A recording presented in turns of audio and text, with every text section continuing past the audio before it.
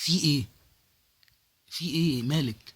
مالك انت ليه ملخبطه ومكعبله انت ليه انت ليه شبه حياتنا؟ ترد عليا؟ رد. فاتحه دراعك الاثنين وبصلي وعامله كده ليه؟ انت بتسمعي؟ انت بتسمعي؟ انت سماعات بتسمعي؟ لا. لو بتسمعي كنت فهمتي. ليه الواحد يبقى مخنوق ويقرر ان هو يسمع حاجه يتبسط، فيطلعك يلاقيكي مخنوقه انت كمان وملخبطه وطلع ليه يا ماما؟ طب انت لو واحده انا مرتبط بيها كنت فركشت،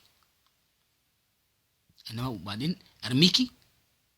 ما هو ارميكي واشتري واحده تانية؟ ما انت نفس الخلقه، ما انت كلكم صنف واحد.